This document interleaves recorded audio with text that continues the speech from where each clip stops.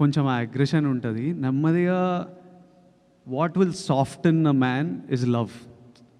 ప్రజల గురించి లవ్ వచ్చిన ఎంత ఎంత సినిమాల్లో కూడా చూస్తుంటాం కదా, స్టార్టింగ్ అగ్రెసివ్ హీరో ఉంటాడు, అమ్మాయి లైఫ్లోకి వచ్చిన మదర్ వల్లన ఎవరో సాఫ్ట్ అయిపోతుంటారు. ఈ ప్రజల లవ్ వల్ల ఇట్లా మీరు కూడా నా వైపు ఇక ప్రేమతో ఉన్నారు, ఇక మొత్తం సాఫ్ట్ అయిపోయినా. అట్లా ఆ ఇన్సెక్యూరిటీని దాటుకుని వచ్చేసారండి మీరు.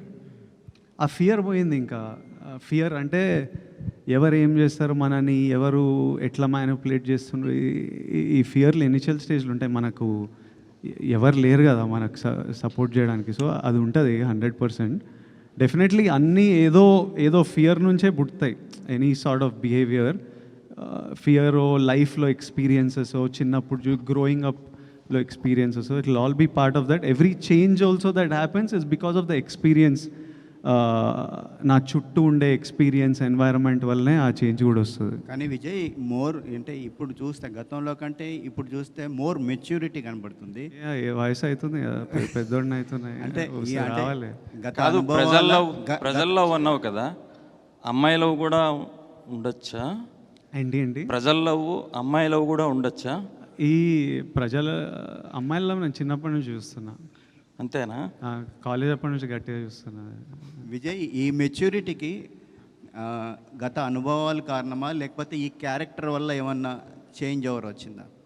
సారీ, మళ్ళీ సినిమాలో క్యారెక్టర్ వల్ల ఏమైనా చేంజ్, మెచ్యూరిటీ ఏమన్నా వచ్చిందా, లేకపోతే గత అనుభవాలను దృష్టిలో పెట్టుకొని ఏమన్నా? లైఫ్ నేర్పిస్తుంది అన్ని.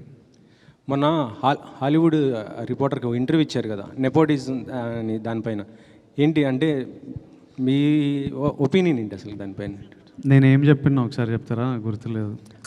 అంటే ఏదన్నా డిసిషన్ తీసుకోవాలంటే వాళ్ళకి ఫాదరు లేకపోతే దాని వెనకాల ఎవరన్నా ఒకరు ఉండి దాన్ని, ఇది ఒక 6 నెలలు దాన్ని ఒక స్టోరీ ఎవరైనా చేయాలంటే దాన్ని రీక్రియేట్ రాయటం, ఇదంతా చేయడానికి దానికి ఎవరో ఒకరు సపోర్ట్ ఉండాలి. లేకపోతే దాన్ని నేను ఎవరో ఒకరు బ్యాక్గ్రౌండ్ ఉంటుంటారు, నాది అట్లా కాదు, నాకు నేనే చేసుకోవాలి, నా వెనకాల ఎవరు లేరు అని. కాకపోతే సోషల్ మీడియాలో ఇదేమో నెపోటిజం, దీనిపైన ఇలానే వచ్చింది మొత్తం కూడా. ఇప్పుడు మీరు మీ ఫాదర్ జర్నలిస్టా ఆర్ మీరే ఫస్టా? నేనే ఫస్ట్. ఇప్పుడు నాకు కొడుకు వచ్చి వాడు యాక్టర్ అవుదాం అనుకున్నప్పుడు వానికి నా ఎక్స్పీరియన్స్ అంతా వానికి వస్తుంది. అది వాని అదృష్టం, వాని తప్పు కాదు.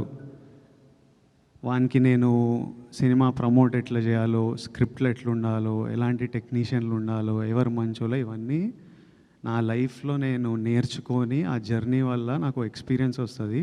అది నా చుట్టూ ఉన్న వాళ్ళకి, నా కొడుకు వాడు యాక్టర్ అయితే వానికి పనికి వస్తుంది, అది వాని అదృష్టం. ఆ అదృష్టం నాకు లేకుండే. So what I'm saying was that I had to figure, నేను నేర్చుకోవాల్సి వచ్చేది అన్నీ. ఒక తప్పులు చేసుకుంటూ ఎక్స్పీరియన్స్ అవుతూ, ఓ ఇట్లా చేయవచ్చా, ఓ ఇట్లా చేయాలా అని చూసుకుంటూ నేర్చుకోవాలి. అది ఏ ఫీల్డ్ అయినా, నేను యాక్టర్ల గురించి కాదు, లైఫ్ ప్రపంచంలో డాక్టర్ కొడుకులు వాళ్ళకి ఎగ్జాక్ట్లీ ఏ స్ట్రీమ్ తీసుకోవాలి, ఎవరి దగ్గర వెళ్ళాలి, ఏ హాస్పిటల్లో ఎక్కడ సీట్ దొరుకుతుంది, ఏ కోర్స్ చూస్ చేయాలి, అన్నీ తెలుస్తాయి. ఎడ్యుకేటెడ్ పేరెంట్స్ ఉంటే అదొక వాళ్ళకు. ఇప్పుడు జర్నలిస్ట్, మీ కిడ్స్ జర్నలిస్ట్ అవ్వాలంటే ఎగ్జాక్ట్లీ మీరు గైడెన్స్ ఇవ్వగలుగుతారు. అది నేను చెప్పింది. ఆనంద్కి ఇస్తున్నారా? ఆనంద్కి వాడు నన్ను చూసి వానికి అర్థమైపోతుంటుంది కదా. And he's definitely has the benefit of being the brother of being my brother. So 100% he has the benefit of that. Vijay గారు, యాక్చువల్గా మీరు ఆనంద్ ప్రస్తావన తెచ్చారు కాబట్టి ఇది ఇద్దరు బ్రదర్ స్టోరీ కదా, సో ఆనంద్ని ఎందుకు కన్సిడర్ చేయలేదు క్యారెక్టర్? మా అన్న రోల్ అది. సత్య ప్లే చేసేది అన్న. ఆనంద్ చిన్నోడైపోతాడు తర్వాత. ఇలాంటి ఈ రోల్కి ఆనంద్ కరెక్ట్ కాదు. మా అన్న రోల్కి సత్య గారే పర్ఫెక్ట్. సో సత్య అని పెట్టుకున్నాను. విజయ్ గారు, ఈ సినిమా విషయంలో మీ ఇప్పుడు బ్రదర్ అండ్ ఇద్దరు బ్రదర్స్ స్టోరీ కదా ఇది, మీ బ్రదర్స్ ఏమైనా కనిపించిందా మీకు? ఏమైనా గుర్తొచ్చినా ఏమన్నా అట్లాంటి ఏమన్నా ఆ సీన్ చేసేటప్పుడు కానీ ఏమన్నా బాండింగ్ ఏమైనా కనిపించిందా? 100% ఒక యాక్టర్లా మనం ఓ సీన్ చేసేటప్పుడు ఆ ఎమోషన్ని ఎక్కడి నుంచో ట్యాప్ చేయాలి. ఇప్పుడు యాంగర్ ఉన్నా, బాధ అయినా, డిఫరెంట్ యాక్టర్స్ డిఫరెంట్ ప్రాసెస్ ఉంటుంది. మనం ఎక్కడి నుంచో ఆ ఎమోషన్ని ట్యాప్ చేసి ఈ సీన్లో ప్రొజెక్ట్ చేస్తుంటాం. సో చాలాసార్లు నేను చాలా సీన్లో నాది ఆనంద్ లైఫ్ గురించి ఆలోచించి, నాకు ఆనంద్కి ఎట్లయితే నాకు ఎట్లా అనిపిస్తుండే అనేది I would 100% think it and use it for the performance. So 100% a lot of the emotion comes from my love and bond with my own brother. అన్నదమ్ముల్లో ఒక అన్న అంటే కొంచెం అగ్రెసివ్గా ఉంటారు, కొంచెం ఎంతైనా కొంచెం డామినేషన్ ఉంటుంది. అది మీకు ఈ సీన్లో ఏమన్నా చేసేటప్పుడు ఇలా చేస్తున్నారు అనిపించిందా? ఇది అన్న అంటే డామినేషన్ ఉంటుందా? కొంచెం ఉంటుంది కదా. యాక్చువల్లీ తమ్ముళ్ళు చేస్తారు డామినేషన్ ఇంట్లో. అమ్మ నాన్న ఎప్పుడు తమ్ముళ్ళకి సపోర్ట్ చేస్తారు. అరే చిన్నోడు రావాడిని గుట్టకు రావాడు ఇట్లా చేయకరా, పెద్దోడికే పడుతుంటాయి ఎప్పుడు. మీకు అలానే పడ్డా?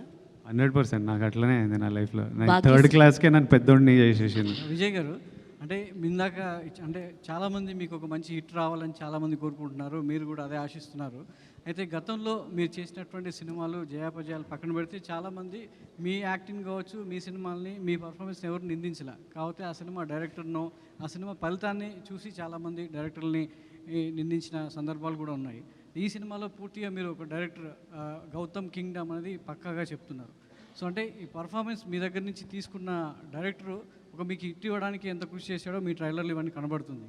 సో ఆ గతంలో డైరెక్టర్లు నిందించినటువంటి ఆడియన్స్ ఈ సినిమా విషయంలో ఈ డైరెక్టర్ని ఎంత మెచ్చుకుంటారు? ప్రతి సినిమా డైరెక్టర్ నుంచే వస్తుందండి. మనమంతా పార్ట్ ప్లే చేస్తాం. కథ అయిన తర్వాత మన దగ్గర వస్తారు. కథ చేసే జర్నీలో కొంచెం ఉంటాం, ఆ తర్వాత సెట్లలో ఉంటాం. ఐడియా వచ్చినప్పటి నుంచి రేపు రిలీజ్ అయ్యేంత వరకు డైరెక్టర్ ఒక్కడే. అందరు ఎడిటర్లు మధ్యలో వచ్చి పోతారు, మ్యూజిక్ డైరెక్టర్లు మ్యూజిక్ టైంకి వస్తారు, సినిమాటోగ్రఫర్ షూటింగ్ టైంకి వచ్చి వెళ్ళిపోతారు. సో మనమంతా ఒక పార్టే ప్లే చేస్తాం.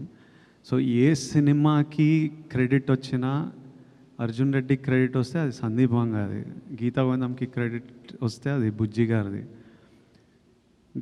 కింగ్డమ్కి క్రెడిట్ వస్తే 100% గౌతమ్ది. But it's not just Gautam Tinnanuri's kingdom. He is the కర్త, he is the captain of the ship. కానీ without Anirudh, without Naveen Nooli, without Girish Gangadharan and Joman, వీళ్ళందరూ, మా ప్రొడక్షన్ డిజైనర్ అవినాష్, లైక్ వీళ్ళందరూ కింగ్డమ్ ఇది. వీళ్ళంతా ఎంతో కాంట్రిబ్యూట్ చేస్తే ఈరోజు ఈ ప్రేమ మనమందరం చూస్తున్నాం.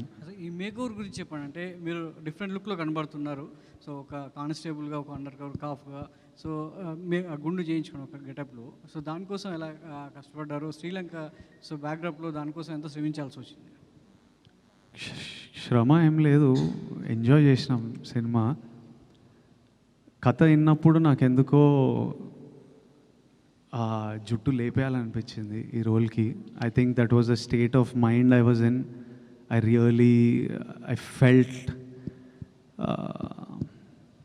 I felt it strongly. So గౌతమ్ని అడిగా, గౌతమ్ ఐ యూ షూర్ అన్నాడు. కొన్ని ఫోటోలు పంపించిన. Okay Vijay, if you're sure చేద్దాము, ఐ ఆల్సో లైక్ ఇట్ అన్నాడు. ఒకరోజు first this a different look, ఒక పోలీస్ ఆఫీసర్ లుక్ ఉంటుంది, అదంతా ఫినిష్ చేసి తర్వాత చిన్న టైం వాడి ట్రైనింగ్, ఈ పీరియడ్, ఒక బియర్డ్ గ్రోత్ ఉంటుంది. ఆ తర్వాత అండర్ కవర్ వెళ్ళినప్పుడు ఈ లుక్. సో ఒక రోజు కూర్చొని ఆ పోర్షన్ అంతా ఫినిష్ చేసుకొని ఇంకా కొట్టించేసినాం. సో ఇందులో ఇంకో లేయర్ కూడా కనబడుతుంది. ఆ లేయర్ ఎంతవరకు థియేటర్కి వెళ్ళిన ఆడియన్స్ని మెప్పించగలదు? ఆ లేయర్ సినిమాకి ఎంత బలంగా ఉంటుంది? ప్రతి లేయర్ ఈ సినిమాలో చాలా ఇంపార్టెంట్. మీరు చూడని ఎన్నో లేయర్లు మీరు థియేటర్లో దిగిన 2 నిమిషాలకు ఓపెన్ అవుతుంది. అండ్ మీరు ఇమ్మీడియట్లీ కింగ్డమ్ అనే వరల్డ్లోకి వెళ్ళిపోతారు. And I have strong faith you will enjoy this experience of Kingdom. Vamshi garu, మొదట విజయ్తో సినిమా అనుకున్నప్పుడు, ఈ కథ అనుకున్నప్పుడు ఇంత భారీ బడ్జెట్ చిత్రం అవుతుంది, విజయ్ కెరీర్లో బిగ్గెస్ట్ సినిమా అవుతుందని మీరు అనుకున్నారా? ఇది ఎలా మీరు ఒక ప్రొడ్యూసర్గా ప్రిపేర్ అయ్యారు ఈ సినిమాకి? బడ్జెట్ సినిమానే కథ అప్పుడే తెలుసు కానీ ఇప్పుడు ఈ ల్యాండ్ అయ్యేటప్పుడు ఇంత ల్యాండ్ అవుతుందని ఆ రోజు ఎక్స్పెక్ట్ చేయాలి. నేను గౌతమ్ కూడా చేస్తున్న కొద్దీ ఆమెను చెప్పాను కదా మీకు, ఇందా కూడా సెట్స్ వేయలేదు, న్యాచురల్ లొకేషన్లో చేసాం, శ్రీలంకలో కానీ ఎక్కడికి వెళ్ళి చేసినా. సో అంతా కొంచెం టైం పట్టింది, షూటింగ్ డేస్ ఎక్కువ పట్టినాయి అని. సో అనుకోకుండా ఒక 20% జంప్ వచ్చింది అనుకున్న దానికంటే. కానీ అవుట్పుట్ చూసిన తర్వాత మీరు కూడా అంటారు ఆమె all this effort is worth it అని. అంత గ్రాండ్గా అవన్నీ ఉంటాయి. సో కొన్ని తప్పవు కదండి, మనం అనుకుని ప్లాన్ చేసిన దిగిన ఏది లైఫ్లో అవ్వదు కదా, అలానే ఇది అంతే. సో ఇంత ఎఫర్ట్స్ పెట్టిన సినిమా ట్రైలరు కొంచెం ముందే రిలీజ్ చేసి ఉంటే బెటర్ అయ్యేదేమోనని ఇప్పుడు వస్తున్న రెస్పాన్స్ని బట్టి డిస్ట్రిబ్యూటర్స్ కానీ ఆడియన్స్ కానీ మీకు వచ్చే ఉంటుంది ఫీడ్బ్యాక్ ట్రైలర్ రిలీజ్ అయినాక. అంటే అంటే ఆడియన్స్ నుంచి ఐ మీన్ విజయ్ గారి ఫ్యాన్స్ అంతా తిడుతూనే ఉంటారు ట్విట్టర్లో ఏంటి కంటెంట్ అని. విజయ్ గారు కూడా చాలాసార్లు అడిగారు ట్రైలర్ డిలే అయిపోతుందని. అంటే 24 సార్ సినిమా రిలీజ్ ఉంది కదా, కళ్యాణ్ గారి సినిమా రిలీజ్ ఉంది, దాన్ని డిస్టర్బ్ చేయకూడదు అనుకున్నాం తర్వాత అప్పుడు ఎవరు. సో అది అయిపోయే రిలీజ్ అయిపోయిన తర్వాత ప్లాన్ చేసుకున్నాం. అందుకే ఆ నెక్స్ట్ నుంచి ప్రమోషన్. ఆ రిలీజ్కి ముందు కళ్యాణ్ గారి ఈవెంట్ సినిమా రిలీజ్కి ముందు వాళ్ళ కంటెంట్ తప్పితే ఇంకేది ఉండకూడదు అన్నట్టు ఉద్దేశంతో దానికి స్పేస్ ఇచ్చేసి దాని తర్వాతే ప్రమోషన్ స్టార్ట్ చేసాం. అందుకని కొంచెం డిలే అయినాయి అన్నీ. వంశీ గారు సార్, మొదట్లో గౌతమ్ తిన్ననూరు గారి కాంబినేషన్లో రామ్ చరణ్ గారి కాంబినేషన్లో సినిమా అనుకున్నారు. ఇది ఆ కథేనా లేకపోతే ఇది వేరే కథే సార్ గౌతమ్ గారిది? వంశీ గారు హాయ్ సార్ విజయ్ గారు సార్, ఇప్పటి వరకు మీరు బిగ్గెస్ట్ సక్సెస్ చూశారు, బిగ్గెస్ట్ ఫెయిల్యూస్ చూశారు. ఎత్తుకోటే అర్జున్ రెడ్డి లాంటి ఒక బ్లాక్ బస్టర్ సినిమాని ఎత్తుకున్నారు. సో దాని తర్వాత కొన్ని ఫెయిల్యూస్ చూశారు. అంటే ఈ సినిమా విషయంలో అంటే ప్రతి సినిమా ఖచ్చితంగా సక్సెస్ కావాలని మనం ఖచ్చితంగా మీరు సినిమా చేస్తారు, సక్సెస్ కావాలని చేస్తారు. కానీ ప్రతి సినిమా విషయంలో ఇది ఎరగొడుతుంది, బాగుంటుందని చుట్టుపక్కల వాళ్ళు చెప్పడం కామనే డెఫినెట్గా. ఈ సినిమా విషయంలో లేదు ఇది ఖచ్చితంగా కొడుతున్నాం అనిపించిన ఎమోషన్ ఏంటి? మీరు ఎక్కడ కనెక్ట్ అయ్యారు అసలు ఈ సినిమాకి? సినిమా అంటే ఇప్పుడు ఈ రిలీజ్ ముందు అంటుండ్రా ఆర్ జనరలీ సినిమాకి ఎప్పుడు కనెక్ట్ అయ్యా అని అంటుండ్రా? ఖచ్చితంగా ఎప్పుడు సక్సెస్, ఖచ్చితంగా ఈ సినిమా సక్సెస్ అవుతుందని మనకు రేపటి వరకు తెలియదు, ఆర్ ఈరోజు రాత్రి వరకు తెలియదు. ఖచ్చితంగా ఈ సినిమా రెస్పెక్ట్ పొందుతుందని షూట్ చేసిన ప్రతిరోజు అనిపించింది. సినిమా అయిపోయిన తర్వాత అనిపించింది, ఈ సినిమా రఫ్ ఎడిట్ చూసినప్పుడు అనిపించింది, ప్రతి టీంతో మాట్లాడినప్పుడు అనిపించింది. ఇంకా ఇప్పుడు నేను చెప్పినట్టు మిగిలింది ఏడుకొండల వెంకన్న స్వామి చూసుకోవాలి. 10:30కి ఈరోజు రాత్రి యూఎస్లో షో పడితే మనకి ఒక గంటన్నరలో తెలిసిపోతుంది. Bhagyashree Vamshi garu hi. Bhagyashree hi. Yeah hi. So యాక్చువల్గా మీరు మిస్టర్ బచ్చన్తో మా అందరికీ పరిచయం అయ్యారు. దాంతో అందరి దృష్టి మీ వైపుకి తిరిగిపోయింది. బట్ ఇందులో ప్లే చేసిన మధు క్యారెక్టర్ ఎంతవరకు ఒక ఐకానిక్గా మీకు ఒక పేరు తెచ్చి పెడుతుందని అనుకుంటున్నారు? కొంచెం ఇంగ్లీష్ ప్లీజ్. మధు క్యారెక్టర్